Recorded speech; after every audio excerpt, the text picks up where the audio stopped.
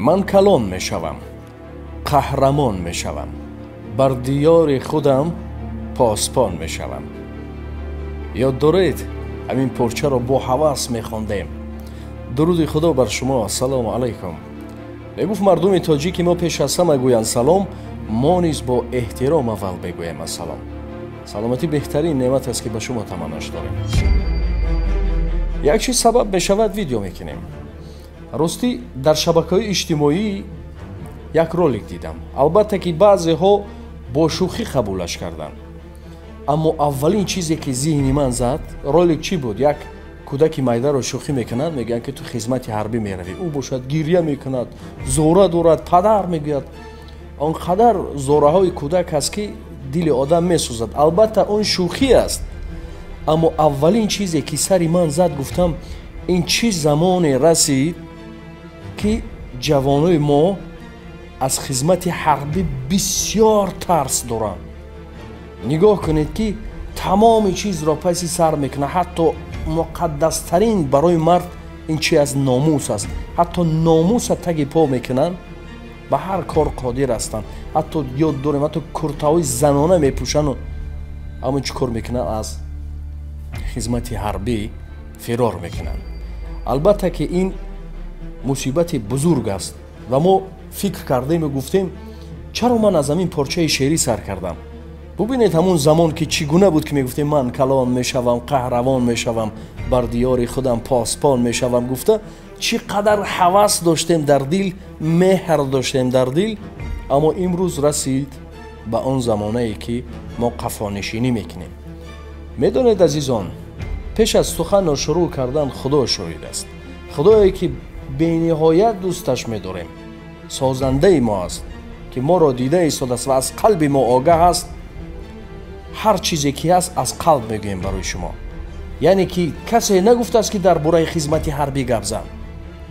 هر چیزی که هست میخواهیم که در اطراف او گپ زنیم. اکنون شروع میکنیم. پیگیری کردیم و هر چیزی که نقص است، بیماری است، ما چیکار میکنیم؟ از پس توبتش میشویم که تا چیکار کنیم در دل این کودکان برعکس همون تخم محبت را بپوشیم.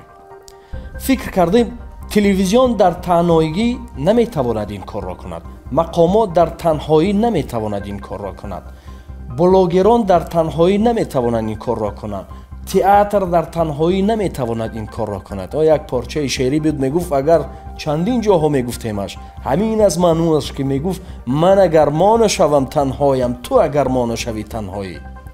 و پارچه دیگر بود میگفت زوری مشت از وحدت انگشت ها آید به دست.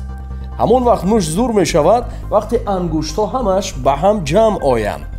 انا با یک انگشت نمیشه جنگید که هم انگشت معیب میشود.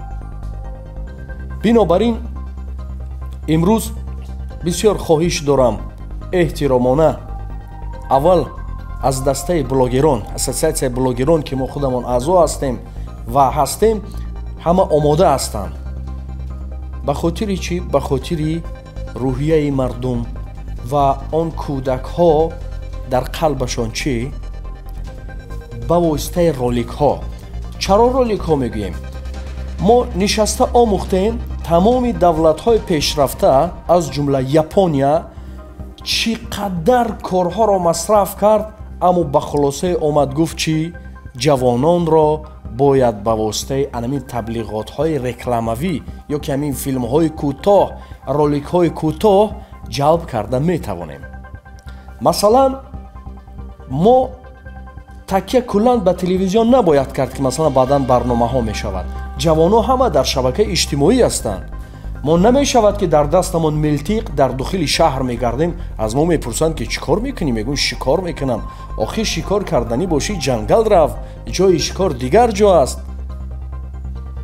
بنابراین ما باید این کودک ها را، این جوان ها را شکار کنیم، ببینیم در کجا هستند و همون جامان پی زنیم. بنابراین ما از بلاگران احترامانه خواهش میکنیم و همکاری زیش میکنیم و نفرایی که برون از این هستند، همه نفرایی که در شبکه اجتماعی هستند، از شما احترامانه خواهش میکنیم که به یک روش خود، ба як намедонам стили худ, ба як гуфтори худ ҳамин масъала ҷамъ оед ки ин ба фоидаи ҳамаи мо аст. бовар кунед дӯстон, як кишвара мисол оред ки масалан лашкар надошта бошад ё ки солдат надошта бошад, ё таърихро мо варақ мезанем барои филми тоҷикон, садҳо варақи таърих мезанем, таърихро ки ҳама лашкар доштанд, муҳофизатчӣ доштанд, ину он доштанд. охир бе ин чиз намешавад.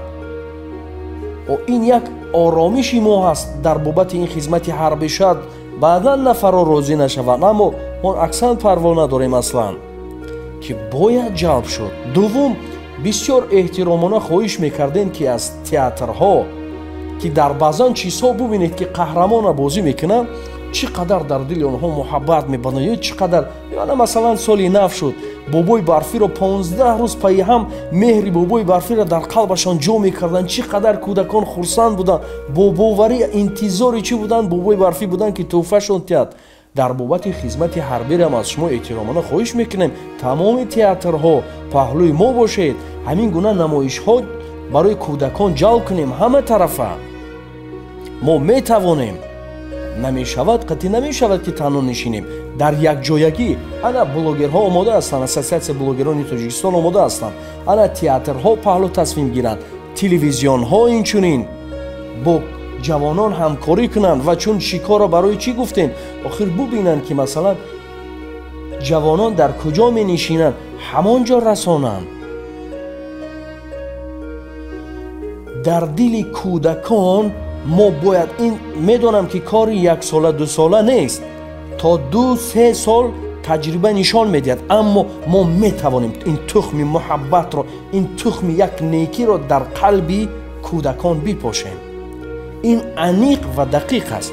чаро ки мо аз рӯи таҷрибаи дигар кишварҳо мегӯем ки бештари кишварҳо ҳамин роҳро истифода мебурданд ки кӯдакҳо дар куҷо ҳастанд, дар фалон ҷо.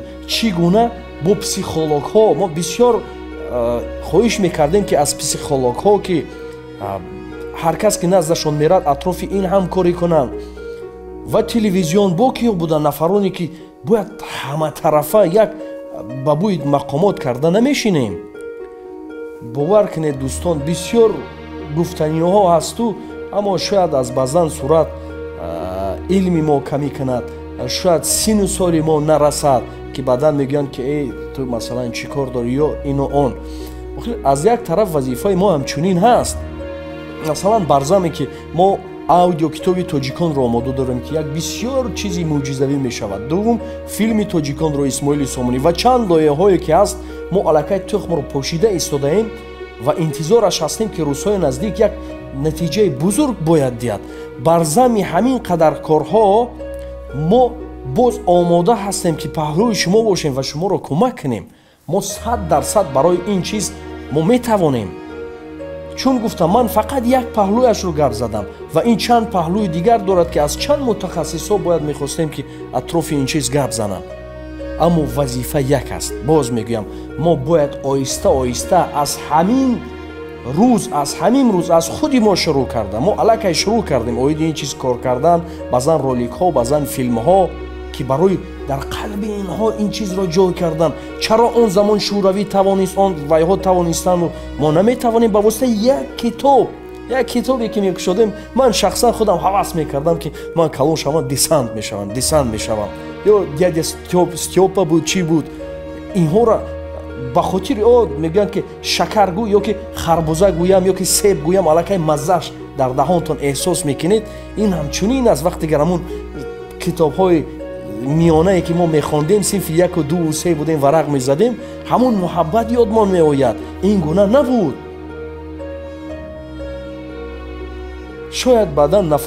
шояд баъдан суханҳоро ман натавонистам ба шумо расонам. шояд аз сабабе ки асабҳоям хароб аст ва илмам чунин нарасад. шояд аз дигар паҳлӯҳо. бинобар ин маломат накунед, нагӯед ки ин асту вай асту, чун фақат мақсади маро нигоҳ кунед. мақсади ман чӣ аст? дар қалби ин ҷавонон муҳаббати хизмати ҳарбиро. мо гуфтем ки журналистҳо ва блогерон ақлан раванд аз ҳамун хизмати ҳарбӣ наворҳо кунанд, порча порча нишон диҳанд, чӣ гуна вай мекунанд, чӣ гуна хурсандиҳошон, чӣ гуна тамринҳошон, машқҳошон. Касеро на қапӣ агар гӯӣ ки хизмати ҳарбӣ мегӯянд ки дар он ҷо мезананд. Ин дуввум ин ки мегӯянд нигоҳбин намекунанд. Як чизи дигар аст ки мегӯяд ки мурдат меояд, ҷони пинҳон нест. охи азизонам, инро диндорҳо хубтар мефаҳманд. пеш аз оне ки мо ба дунё биёем 4 чиз навишта шуда мешавад дар мо ва якеш чӣ аст? муҳлати мо аст. ва инсон ҳамон муҳлаташ расид дар ҳар куҷое набошад. инро намешавад баҳона кунем ки хизмати ҳарбӣ рафт, мурдаш омад, хизмати ҳарбӣ рафт, ин шуд ё вай шуд. барои ҳамин инро боз гуфтем диндорҳо хубтар медонанд ва васеътар. аммо дар ин бобат инҳо сабаб намешавад, инҳо муаммо намешавад ки гӯем ки мо фарзандонамонро хизмати ҳарбӣ наметиҳем, мо ин намекунем. ба тақдири худовандӣ тан бояд дод. худо мо ва шуморо дар паноҳаш нигоҳ дорад ва кишвари азизамонро ки боз бармегардем, мақсади мо як аст ки мехоҳем ки муҳаббати ана ҳамин хизмат ба ватанро дар дили ҷавонон ҷо кунем. ва мо танҳо наметавонем. аз ин сабаб театрҳо аз шумо хоҳиш мекунем, телевизионҳо, блогерон ва ҳар нафарое ки дар ҳамин шабака ҳастанд, шарт нест ки як кас раваду дари шуморо кӯбад, шарт нест як кас шуморо гӯяд ки атрофи ҳамин ролику худ сарона биед номусро бедор кунем. аз шумо эҳтиромона хоҳиш мекунем. 1 сол 2 сол аммо натиҷаашро мебинед. бовар кунед, пас аз 2 соли дигар боз шояд ҳамин навор сабаб шаваду бо атрофи ин сухан хоҳем кард. худо мо ва шуморо дар паноҳаш нигоҳ дорад ва аз ҷумла кишвари моро то суҳбатҳои оянда худо нигаҳбон.